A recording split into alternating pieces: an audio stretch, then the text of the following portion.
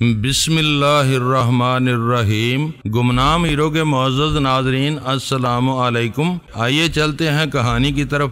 ایک حاکم نے پوچھا، کیا عقل اسے تسلیم کرتی ہے کہ MIM کے ساتھ ایک اہم اسلامی کانفرنس ہو رہی ہو اور وہاں فرحاد موجود نہ ہو؟ جو اندر کی بات نہیں جانتے ان کی عقل تسلیم نہیں کرے گی۔ فرحاد کانفرنس میں شریک نہیں ہو سکے گا کیونکہ کل رات تک اس کی سب سے چھوٹی بیٹی آلہ بی بی ثانی مار دی جائے گی اور اس بچی کو ختم کر دینے کے مکمل انتظامات ہو چکے ہیں۔ تم ٹیلی پیتھی کے ذریعے جو معلومات رکھتی ہو وہ ہم نہیں رکھتے، لیکن تمہاری باتوں سے ثابت ہو گیا ہے کہ تم فرحاد کو کسی طرح اندر ہی اندر کمزور بنا رہی ہو۔ ہمیں افسوس ہے کہ ہمارے درمیان غلط فہمی رہی اور ہم نے تمہیں دشمن سمجھ لیا۔ ہم شرمندہ ہیں، معافی چاہتے ہیں اور التجا کرتے ہیں کہ اپنے دیش کی بھلائی کے لیے کام کرو۔ کیوں کروں؟ تم لوگوں کی دشمنی کے باعث پارس مجھ سے بچھڑ گیا۔ میں اس سے جی جان سے محبت کرتی ہوں، لیکن یہ قسم کھا چکی ہوں کہ اسے اپنا بنانے سے پہلے مسلمان سے ہندو بناؤں گی۔ لیکن اب میں اسے کہاں تلاش کروں؟ تم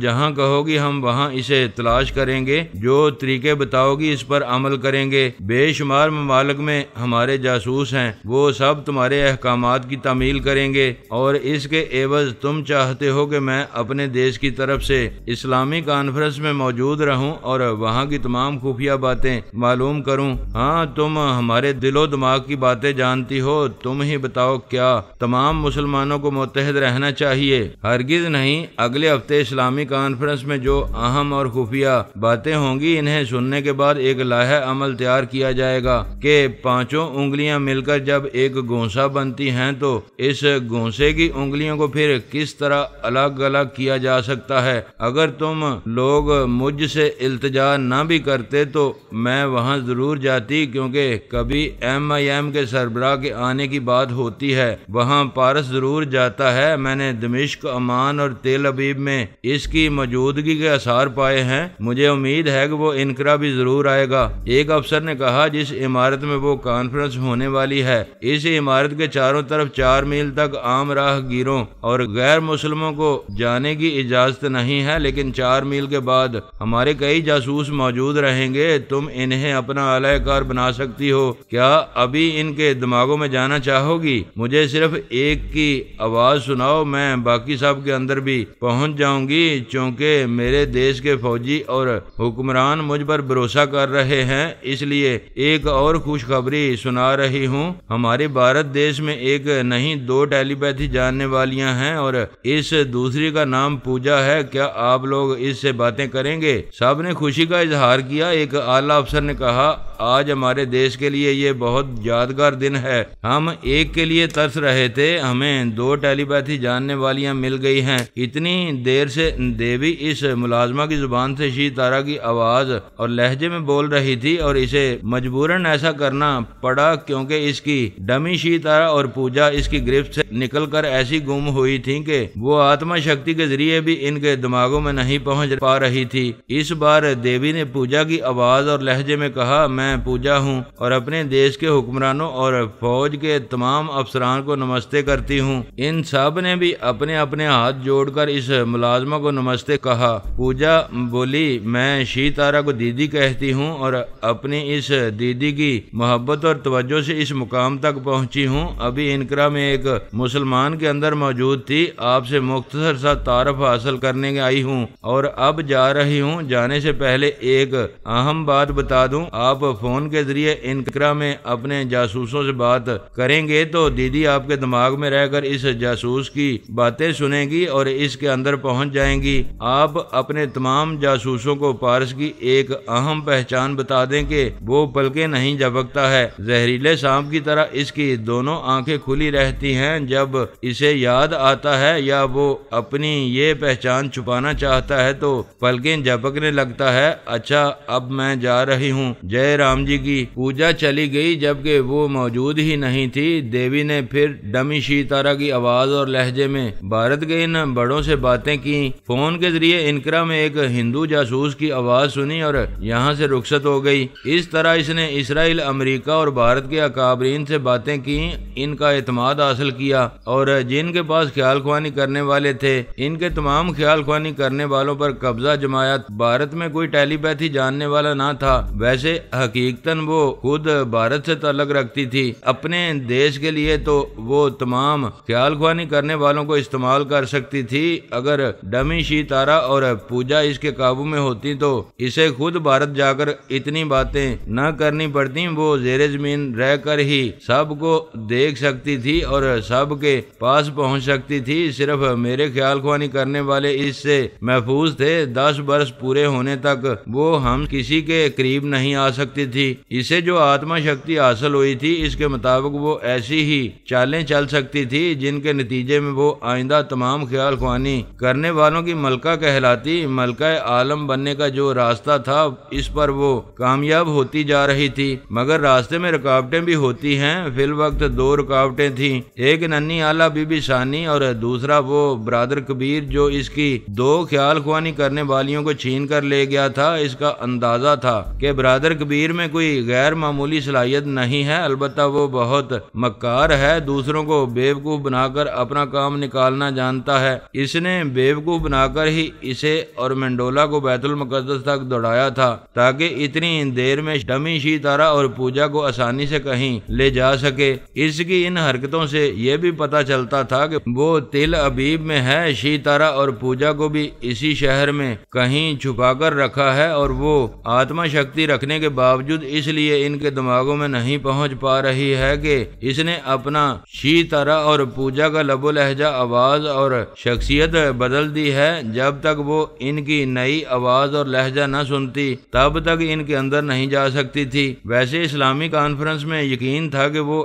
MIM والا برادر کبیر ضرور موجود ہوگا اور وہاں جس آواز اور لہجے میں بھی گفتگو کرے گا اسے سن کر وہ اس کے اندر پہنچ جائے گی اور جب اس کے اندر پہنچے گی تو شی تارا اور پوجا کا بھی سراغ لگا لے گی۔ اس نے تمام خیال خوانی کرنے والوں پر اسی لیے قبضہ کیا تھا کہ کسی نہ کسی کے ذریعے کہیں چھپے ہوئے برادر کبیر تک ضرور پہنچے گی۔ ایسا بھی تو ہو سکتا تھا کہ برادر کبیر سربراہ نہ ہو بلکہ MIM کا کوئی دوسرا عہدے دار ہو۔ اس نے ہر پہلو سے سوچ کر منصوبہ بنایا تھا اور جو منصوبے خوب سوچ سمجھ کر بنائے جاتے ہیں ان میں کامیابی یقینی ہوتی ہے۔ ننھی آلا بی بی ثانی کے خلاف بھی اس نے کئی ماہ پہلے انتظامات کر لیے تھے کہ جب وہ 1.5 برس کے بعد 7واں مہینہ گزارے گی تو اسے کس طرح ہمیشہ کے لیے راستے سے ہٹایا جا سکے گا۔ وہ خود زمین کی تہہ سے اوپر نہیں آ سکتی تھی، جو کام ہوتا تھا وہ اپنی ڈمی شی تارا کے ذریعے کرتی تھی، لیکن وہ ڈمی بھی بابا صاحب کے ادارے میں نہیں جا سکتی تھی۔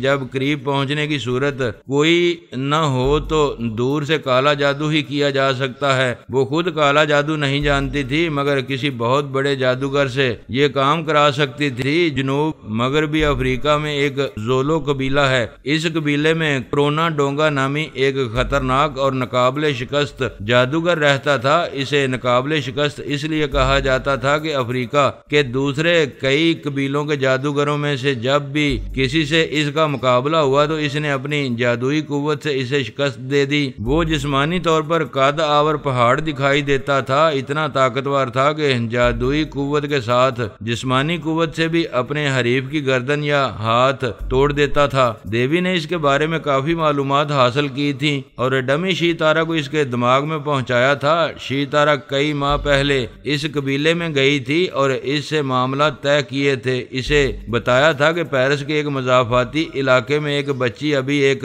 برس 3 ماہ کی ہے، اب سے ٹھیک 4تھے ماہ اس کے مقدر میں مصیبت لکھی ہوئی ہے۔ اس مصیبت کو اس بچی کی موت میں تبدیل کیا جا سکتا ہے۔ جادوگر کرونا ڈونگا نے پوچھا، اس بچی کو مار ڈالنا کیا اتنا مشکل ہے کہ تم اتنی دور میرے پاس آئی ہو؟ ہاں، وہ بابا صاحب کے ادارے میں رہتی ہے، یوں سمجھو ایک ایسے قلعے میں ہے جس میں کوئی دشمن داخل نہیں ہو سکتا۔ پھر اس کے ماں باپ اور بھائی وغیرہ بہت خطرناک ہیں، اگر وہ خطرے کی بو سونگ لیں تو پھر دشمن کو زندہ نہیں چھوڑتے۔ وہ اپنے چٹان جیسے سینے پر گھونسے مار کر بولا، میرا نام ڈونگا ہے، کرونا ڈونگا، میرے سامنے کسی کو خطرناک مت بولو، میں موت کو چبا کر نکل جاتا ہوں۔ جاؤ ان خطرناک کہلانے والوں سے کہہ دو کہ میرے سامنے کسی کو خطرناک مت بولو، میں موت کو چبا کر نکل جاتا ہوں۔ جاؤ ان خطرناک کہلانے والوں سے کہہ دو کہ اب سے چوتھے مہینے وہ بچی ان کی آنکھوں کے سامنے ایڑیاں رگڑ رگڑ کر مر جائے گی۔ بچی کے بزرگوں سے کچھ نہیں کہنا ہے، اگر یہ کام رازداری سے کرو گے تو منہ مانگی رقم دی جائے گی، تمہارے دوسرے مطالبات بھی پورے کیے جائیں گے۔ میرا مطالبہ ہے $50,000۔ پیرس میں میرا ایک بھائی زبردست پہلوان ہے، کشتی کا عالمی چیمپئن ہے، تم اس سے ملو اور اس کے بینک اکاؤنٹ میں میری مطلوبہ رقم جمع کرا دو۔ میں ابھی جاؤں گی، کل تمہارے بھائی سے ملاقات کروں گی، پرسوں رقم جمع ہو جائے گی، لیکن کام نہ ہوا، اگر تمہیں ناکامی ہوئی تو کرونا ڈونگا نے کبھی ناکامی کا منہ نہیں دیکھا، میں نے بڑے بڑے جادوگروں کو مٹی میں ملا دیا ہے۔ اس بچی کا باپ ٹیلی پیتھی کی دنیا کا شہنشاہ کہلاتا ہے، خاندان میں اور کئی ٹیلی پیتھی جاننے والے ہیں جو دماغوں میں گھساتے ہیں، میں تمہیں اس لیے بتا رہا ہوں کہ وہ تمہارے دماغ میں آ کر تمہارے جادو کو ناکام بنا سکتے ہیں۔ تم نے بتا دیا، اچھا کیا، پہلے میں کالے جادو سے اپنے دماغ کو پتھر بناؤں گا، ٹیلی پیتھی کی لہریں اس پتھر سے ٹکرا کر واپس چلی جائیں گی، کوئی میری کام میں رکاوٹ پیدا نہیں کر سکے گا۔ تم اس بچی کو کیسے ختم کرو گے؟ اس کا نام آلا بی بی ثانی ہے، اس کی ماں کا نام سونیا اور باپ کا نام فرہاد علی تیمور ہے۔ کرونا ڈونگا نے اپنے ماتحت سے کہا، پسی ہوئی دال منگائی، جب وہ دال آ گئی تو اسے سرسوں کے تیل سے گوندھ کر ایک پتلا بنایا گیا۔ کرونا ڈونگا نے اس پتلے کو اپنے دیوتا کے قدموں میں رکھا، پھر اس کے ساتھ ایک لمبی سی سوئی رکھی، اس کے بعد کہا، یہ اس بچی آلا بی بی ثانی کا پتلا ہے، جب میرا بھائی مرونا یہ خبر بھیجے گا کہ تم نے اس کے اکاؤنٹ میں $50,000 جمع کرا دیے ہیں تو میں ہر صبح سورج نکلنے سے پہلے اس پتلے کے سامنے اپنے دیوتا کے قدموں میں منتر پڑا کروں گا۔ یہ عمل چوتھے مہینے 1 تاریخ سے شروع ہوگا، پھر 7 تاریخ کی صبح منتر پڑھتے ہی سوئی ادھر اس پتلے کے سینے میں دل کی جگہ پیوست کر دوں گا اور ہزاروں میل دور وہ بچی تڑپ تڑپ کر مر جائے گی۔ شی تارا وہاں سے پیرس آئی، اس نے کبھی یہ محسوس نہیں کیا کہ ایسے رازداری سے ہونے والے کاموں کو انجام دیتے وقت سحرزدہ سی رہتی ہے۔ وہ یہی سمجھتی رہی کہ ہندوستان سے افریقہ تک، افریقہ سے پیرس کا سفر صرف اپنے پارس کی تلاش میں کرتی ہے۔ اسے تلاش کرنے کے دوران جو حرکتیں اس سے ہوتی ہیں وہ اس لیے یاد نہیں رہتی کہ زیر زمین رہنے والی دیوی شی تارا اپنی رازدارانہ باتیں اس کے ذہن سے بلا دیا کرتی تھی۔ اس نے پیرس آ کر اس پہاڑ جیسے پہلوان مرونا ڈونگا سے ملاقات کی، اسے اس کے بڑے بھائی کرونا ڈونگا سے ملاقات کا مقصد بتایا، پھر دوسرے دن اس کے اکاؤنٹ میں $50,000 جمع کرا دیے۔ اس کے بعد وہ بھول گئی کہ اس نے کیا کیا تھا، وہ اپنے پارس کے عشق میں بھٹکنے لگی۔ یہ حسین تھی، دل نشین تھی، پارس اسے بے حد چاہتا تھا، مگر بعض اوقات اس کی احمقانہ حرکتوں سے بیزار ہو کر اس سے دور ہو جاتا تھا۔ نہ وہ سمجھتا تھا، نہ یہ سمجھ پاتی تھی کہ ایسا کیوں ہوتا ہے۔ دیوی نے خود کو بہت پر اسرار بنا رکھا تھا، چونکہ اب آلا بی بی ثانی مصیبت میں یا موت کا وقت قریب آ رہا تھا اور اس کا علم کہہ رہا تھا کہ اسے زیر زمین رہ کر آئندہ کے لیے تمام خیال خوانی کرنے والوں پر حکومت بھی کرنا ہے۔ اس لیے وہ پہلے پروفیسر ایزک اور پھر داؤد منڈولا پر ظاہر ہوئی۔ 7ویں ماہ کی 1 تاریخ شروع ہو چکی تھی۔ ہزاروں میل دور زولو قبیلے کا کرونا ڈونگا کالا عمل شروع کر چکا تھا۔ اس عمل کا کچھ رد عمل اس بچی پر ہو رہا تھا۔ وہ 1 تاریخ کو بخار میں مبتلا ہو گئی، 2 تاریخ کو سارا بدن دکھنے لگا، وہ بے چینی اور تکلیف محسوس کرنے لگی۔ اس بچی میں بلا کی قوت برداشت تھی، تکلیف محسوس کرتے وقت مسکرانے لگتی تھی۔ اس کی مسکراہٹ کہتی تھی کہ موت بھی آئے گی تو وہ ہنستے ہنستے جان دے دے گی۔ 3 تاریخ کو پیرس میں کئی بین الاقوامی پہلوانوں کا زبردست مقابلہ تھا، جمیلہ راضی اور ہیرو وغیرہ وہ مقابلہ دیکھنے گئے۔ وہ دونوں جسمانی طور پر ایسے طاقتور تھے کہ اگر مقابلے پر آتے تو تمام پہلوانوں کے ہاتھ پاؤں توڑ کر رکھ دیتے، لیکن وہ صرف تماشا دیکھنے آئے تھے۔ جب مرونا ڈونگا رنگ میں آیا تو چاروں طرف سے تالیوں کا شور بلند ہوا۔ تماشائی اس کے لڑنے اور جیتنے کے انداز کو بہت پسند کرتے تھے۔ اس کے مقابلے میں ایک نیا پہلوان تھا جو دیکھنے میں پہلوان پہلوان نظر نہیں آتا تھا۔ اس نے پورے کپڑے پہن رکھے تھے اور سر پر بڑا سا رومال باندھا ہوا تھا۔ مرونا ڈونگا نے مائک ہاتھ میں لے کر کہا، دیکھو پہاڑ کے مقابلے میں مٹی کا ایک کیڑا آیا ہے، اسے میں لباس اتارنے کا موقع ہی نہیں دوں گا، یہ ابھی یہاں سے بھاگتا ہوا نظر آئے گا۔ یہ کہتے ہی اس نے مائک ایک طرف پھینک کر اس پر حملہ کیا، مگر حملہ ناکام رہا۔ اس نے پلٹ کر دوسرا پھر تیسرا حملہ کیا، پھر حملے کرتا چلا گیا۔ طرح طرح سے ڈاج دے کر اس نئے پہلوان کو صرف ایک ہاتھ مارنا چاہتا تھا، اور وہ ایک ہاتھ مارنے کی حسرت رہ جاتی تھی۔ وہ نیا پہلوان ہر حملے کے وقت کبھی ادھر سے ادھر ہو جاتا تھا، کبھی اچھل کر اس کے سر پر سے گزر جاتا تھا۔ مرونا ڈونگا کبھی اس طرح ناکام نہیں ہوا تھا۔ بار بار کی ناکامی اسے اشتعال دلا رہی تھی۔ اس کا غصہ اور جنون بڑھتا جا رہا تھا۔ وہ غصے سے پاگل ہو کر حملہ کرنا چاہتا تھا۔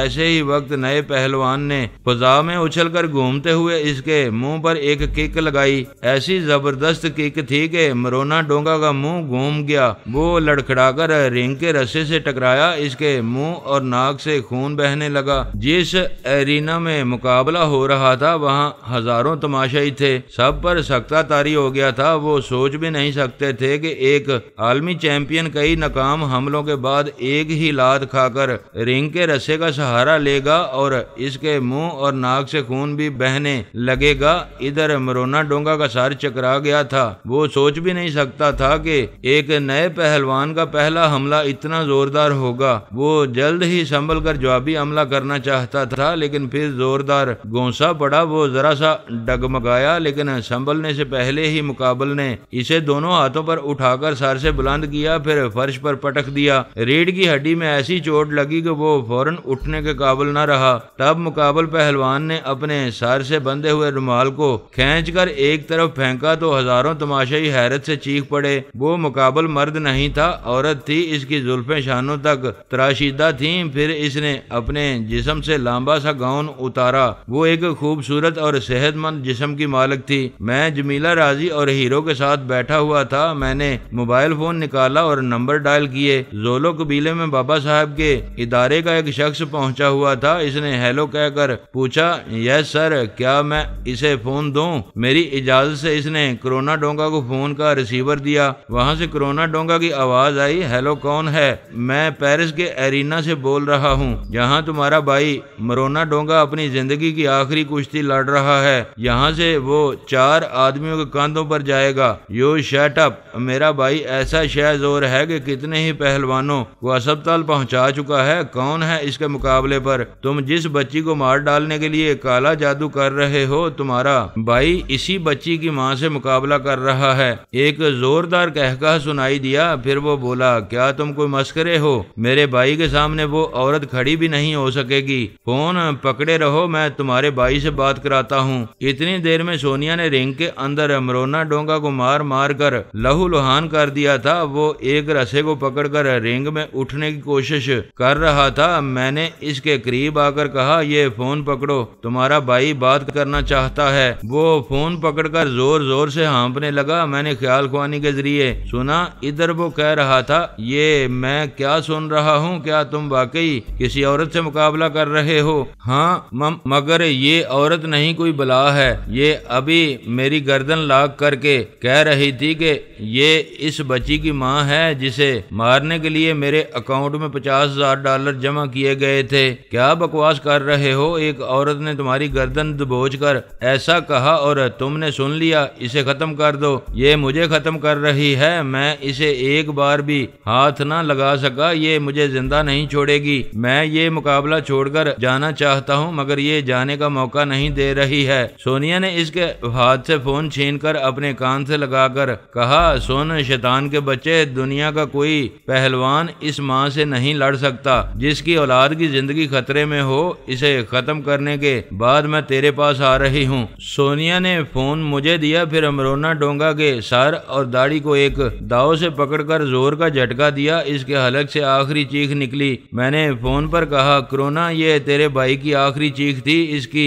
گردن کی ہڈی ٹوٹ چکی ہے۔ وہ چیخ کر بولا، یہ جھوٹ ہے، ایک عورت اتنی شہ زور نہیں ہو سکتی، میرے بھائی سے بات کراؤ۔ میں نے کہا، ہم جانتے ہیں کہ وہ بچی 7 تاریخ کی صبح صبح تک زندہ رہے گی، مگر تم نہیں جانتے کہ اس کی ماں تمہارے زندگی میں 7 تاریخ نہیں آنے دے گی۔ اب اپنی فکر کرو۔ یہ کہہ کر میں نے فون بند کر دیا۔ وہاں ایک اسٹریچر ٹرالی آ گئی تھی اور اس پر مرونا ڈونگا کی لاش رکھی جا رہی تھی۔ فوج کے 2 افسروں اور کئی مسلح فوجی جوانوں نے سونیا کو چاروں طرف سے گھیر لیا تھا تاکہ مرونا ڈونگا کی پارٹی کے لوگ مشتعل ہو کر اس پر حملہ نہ کریں۔ پھر جمیلہ راضی اور ہیرو کے ساتھ میں بھی تھا۔ ہم نے یہ انتظامات پہلے سے کر رکھے تھے اور فرانس کی حکومت سے کہہ دیا تھا کہ آج کشتی لڑنے کے بہانے مرونا ڈونگا کو مار دیا جائے گا، لہذا سونیا کی سیکیورٹی کے لیے مکمل انتظامات کیے جائیں۔ ہم ایرینا سے نکل کر اپنی گاڑیوں میں بیٹھ کر بابا صاحب کے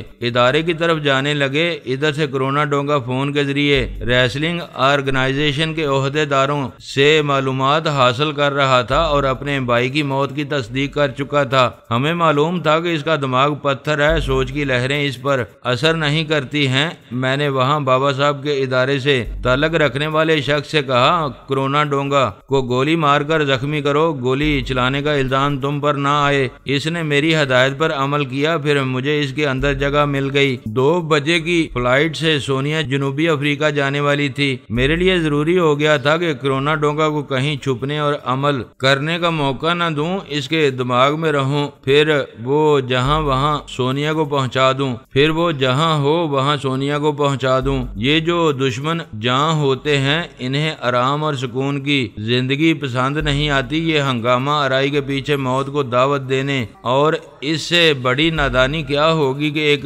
شیرنی اپنے بچوں کے پاس سو رہی تھی، خواہ اسے جگا دیا گیا۔ انقرہ کی رونق قابل دید تھی۔ بڑے بڑے دولت مند اپنے ممالک کے سلاطین، ان کے مشیر اور اعلیٰ عہدیدار آئے ہوئے تھے۔ ان کی شان و شوکت کے مطابق ان کی رہائش کا انتظام کیا گیا تھا۔ شہر کے تمام 5 اسٹار ہوٹل ریزرو تھے۔ وہاں ان ممالک کے صحافی، اخباری رپورٹرز اور فوٹوگرافرز کا قیام تھا۔ اس کے علاوہ شراب فروشوں نے اسکاٹ لینڈ کی مہنگی سے مہنگی شراب کی بوتلیں اپنی دکانوں میں سجا رکھی تھیں۔ دنیا کی حسین ترین عورتیں سیاحت کے بہانے شہر کے ہوٹلوں، کلبوں اور تفریح گاہوں میں آ رہی تھیں۔ امیر کبیر مسلمان عیاشی میں عالمی شہرت رکھتے تھے۔ ایک رات کی قیمت اتنی دیتے ہیں کہ اتنی رقم میں صومالیہ کے لاکھوں فاقہ زدہ مسلمان ایک ہفتے تک پیٹ بھر کر کھا سکتے ہیں۔ اسلامی کانفرنس صرف 1 دن کے لیے تھی، لیکن اس 1 ہفتے پہلے سے میلہ لگا ہوا تھا۔ تمام رات پورا شہر روشنیوں سے جگمگاتا رہتا تھا۔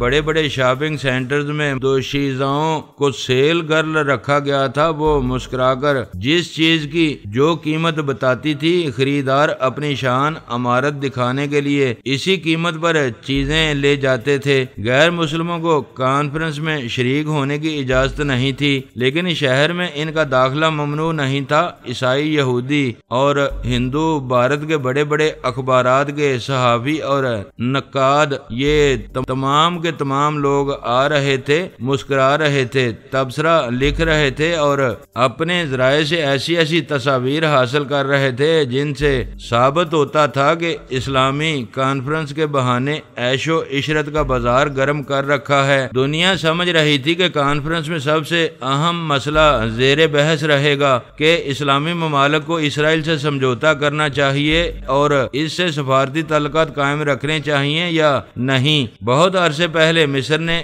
کیمپ ڈیوڈ سمجھوتا کر کے اسے غور طلب بنا دیا تھا کہ جلد یا بدیر اسلامی ممالک کو اسرائیل دوستانہ مصافحہ کرنا پڑے گا، ورنہ ہر اسلامی ملک اپنی 1.5 اینٹ کی مسجد بنا کر باری باری اسرائیل کے وجود کو تسلیم کر لے گا۔ کرنے کے لیے عالمی سیاست انہیں مجبور کر دے گی، جبکہ عالم اسلام مجبور تھا۔ اس کے بعض علاقے اسرائیل کے قبضے میں تھے، جس سے دوستانہ معاہدہ ہونے پر وہ علاقے اردن کو واپس مل جاتے۔ کچھ علاقے اردن کو واپس مل چکے ہیں، ملک شام کے ساتھ جیسی ایسا ہی کچھ مسئلہ تھا۔ اس قسم کے مسئلے اسرائیل کو تسلیم کرنے پر مجبور کر رہے تھے۔ وہ جو اسلامی کانفرنس ہو رہی تھی، اس کے نتائج سب کو معلوم تھے۔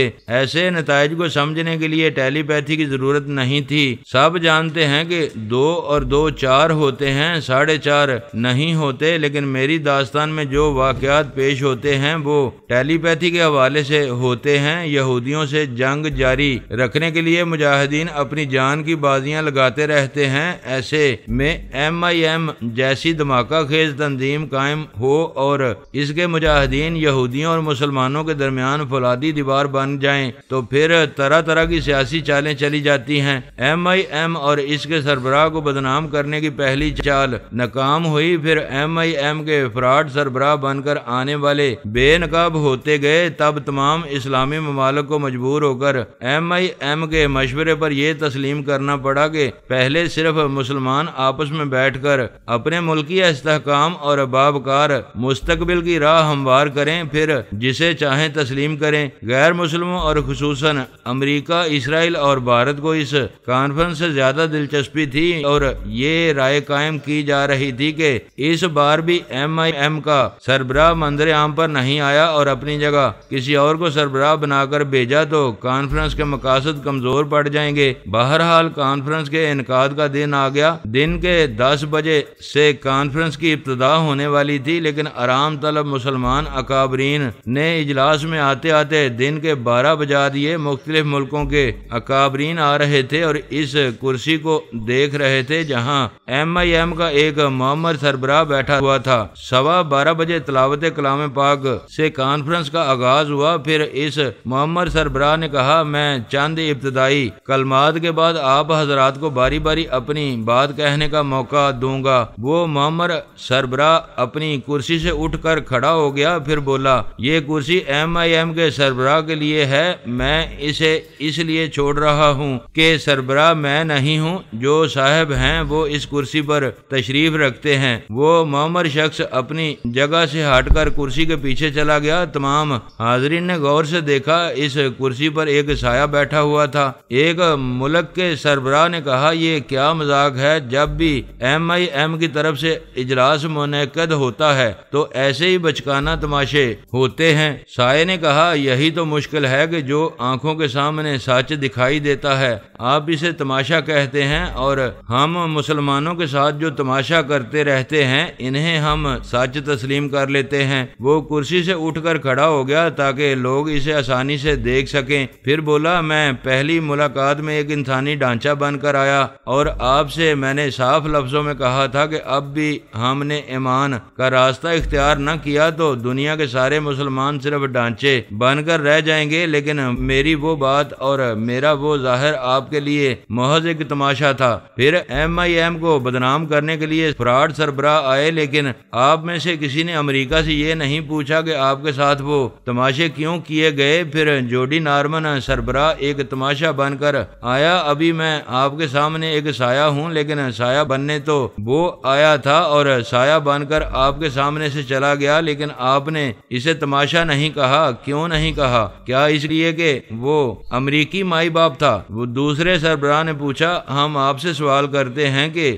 آپ یہاں ہماری طرح گوشت پوست کے جسم میں تشریف کیوں نہیں لائے؟ سائے نے جواب دیا، اس لیے کہ میں موجودہ مسلمانوں کی نمائندگی کرنے آیا ہوں۔ آپ تمام حضرات مسلمان ہیں، ہم سب مسلمان انسانی جسم رکھتے ہیں لیکن اسلامی جسم نہیں رکھتے۔ ہم سب نے اسلام کو سایہ بنا دیا ہے، روشنی پیچھے ہو تو ہم اسلام کے سائے کو سامنے زمین پر پھینکتے ہیں اور روشنی آگے ہو تو اپنے ایمان کو پسے پشت ڈال دیتے ہیں۔ گوشت پوست کے جسم میں جانور بھی جیتا اور مرتا ہے۔ ہمیں اس کانفرنس میں یہی طے کرنا ہے کہ ہم جانور کی طرح جی رہے ہیں یا انسان کی طرح۔ اگر انسان کی طرح جی رہے ہیں تو انسان کسی مقصد کے لیے جیتا ہے اور وہ مقصد ہمیشہ ایمان ہوتا ہے۔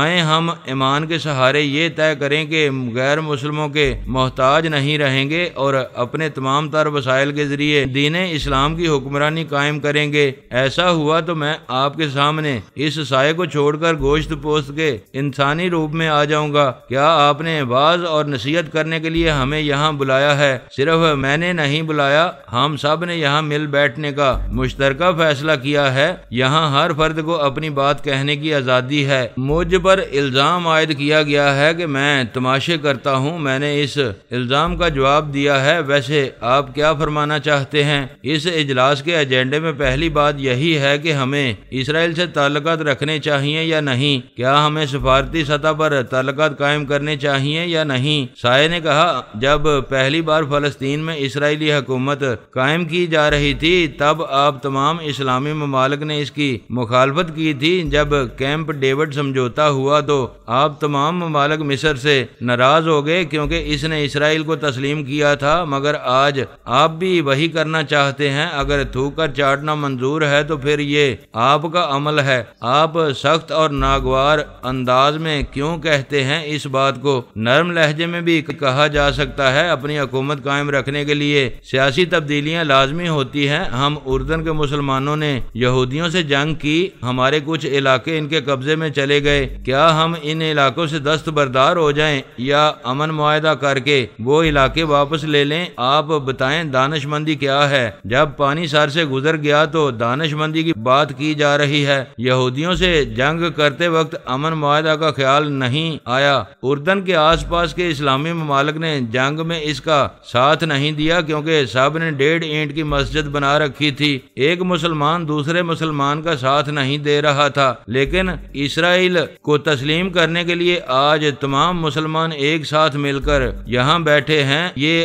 آپ حضرات کا اسلامی عمل ہے۔ نصرت فتح و کامرانی حاصل کرنے کا وقت تھا تو سب الگ الگ تھے، لیکن ذلت کی پستی میں سب ایک جگہ نظر آ رہے ہیں۔ جب کلام پاک کی یہ ہدایت آپ کی سمجھ میں نہیں آ رہی ہے کہ یہود و نصارہ کبھی مسلمانوں کے دوست نہیں ہوں گے تو پھر میری باتیں آپ کی سمجھ میں کیا آئیں گی؟ اس لیے آئندہ MIM آپ کے سیاسی معاملات میں مداخلت نہیں کرے گی۔ ہمیں یہودی اور عیسائیوں سے شکایت ہوں گی تو ہم ان سے نمٹ لیا کریں گے۔ ایسے وقت آپ میں سے کوئی ان کی حمایت اور ہماری مخالفت کرے گا تو ہم آپ سے بھی دشمنی سے باز نہیں آئیں گے۔ اس بات پر ہر طرف خاموشی چھا گئی۔ وہاں کانفرنس میں شریک ہونے والے اسلامی ممالک کو یہ اطمینان ہو گیا کہ آئندہ اسرائیل سے معاہدہ کرنے پر MIM والے ان کی راہ میں رکاوٹ نہیں بنیں گے۔ سائے نے کہا، آج میرے لیے انتہائی مایوسی کا دن ہے، لیکن آپ حضرات کے لیے یہودیوں اور عیسائیوں کے لیے روز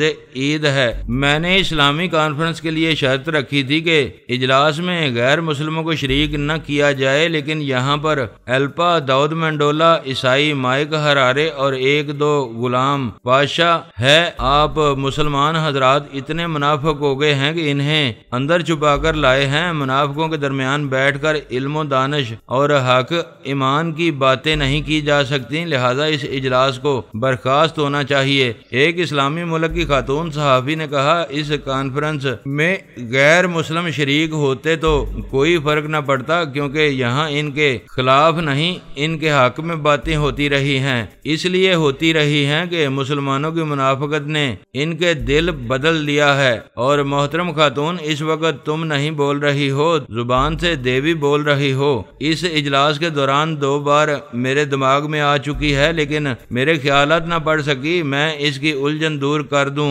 MIM کے مجاہدین اپنے سربراہ کو برادر کبیر کہتے ہیں اور ان 2 خیال خوانی کرنے والیوں کو میں نے ہی پناہ دی ہے، اور وہ بھی میں ہی ہوں جو ایک بار مرنے کے بعد دوسری بار زندہ ہے۔ وہ خاتون اپنی جگہ سے اٹھ کر بولی، تم پکے فراڈ ہو، دعوے سے کہتی ہوں کہ تم MIM کے سربراہ نہیں ہو۔ اس نے اس اجلاس کے اندر اور باہر اچھی طرح معلوم کیا ہے، MIM کا ایک بھی مجاہد یہاں نہیں ہے۔ کیا سربراہ کا کوئی گارڈ نہیں ہوتا ہے؟ پہلی بات تو یہ ہے کہ باڈی گارڈ اور مجاہدین میں زمین آسمان کا فرق ہوتا ہے۔ ذاتی حفاظت کے لیے باڈی گارڈ رکھے جاتے ہیں اور مجاہدین ملک و قوم، مذہب اور نیک مقاصد کے لیے کام کرتے ہیں۔ دوسری بات یہ کہ میں ابھی سایہ ہوں، میری یعنی جسم نہیں ہے، پھر باڈی گارڈ کی کیا ضرورت ہے؟ ایک ملک کے نمائندے نے پوچھا، اس بات کا کیا ثبوت ہے کہ تم MIM کے سربراہ ہو؟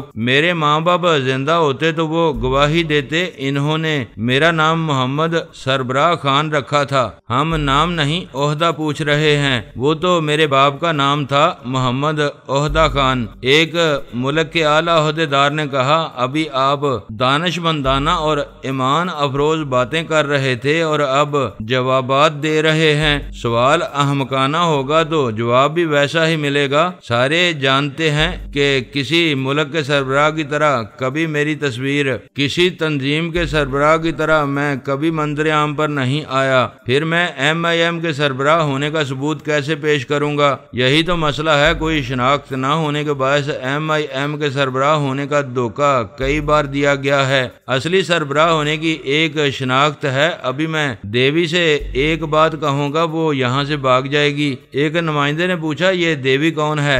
سائے نے کہا، ان محترم خاتون کے اندر ایک عورت خیال خوانی کے ذریعے موجود ہے، اس کی اصلیت کوئی نہیں جانتا، وہ دیوی کہلاتی ہے۔ میری بات سننے کے بعد وہ پھر نہیں بولے گی کیونکہ یہاں سے فوراً چلی جائے گی۔ دیوی نے اس خاتون کی زبان سے کہا، ہاں میں خیال خوانی کے ذریعے اس خاتون کی زبان سے بول رہی ہوں اور عام طور پر دیوی کہلاتی ہوں۔ بولو کیا کہنا چاہتے ہو؟ یہی کہ تمہارے $50,000 ضائع ہو رہے ہیں۔ زولو قبیلے کا کرونا ڈونگا منتر پڑھتے پڑھتے بھول جاتا ہے، اسے منتر بھولنے نہ دو۔ پرسوں 7 تاریخ ہے۔ یہ ایسی بات تھی کہ دیوی شی تارا کے ذہن کو جھٹکا سا لگا۔ کرونا ڈونگا کے وعدے کے مطابق 7 تاریخ کی صبح کو اعلیٰ بی بی ثانی کی موت کالے جادو سے لکھ دی گئی تھی، لیکن سائے نے کہہ دیا تھا کہ اس کے راستے کا ننھا سا کانٹا پاؤں میں چبھتا رہے گا، کالے جادو سے بھی نہیں نکلے گا۔ یہ سنتے ہی وہ خاتون صحافی کے دماغ سے نکل کر کرونا ڈونگا کے دماغ میں پہنچ گئی۔ ادھر اجلاس میں سائے نے صحافی خاتون سے پوچھا، کیوں دیوی جی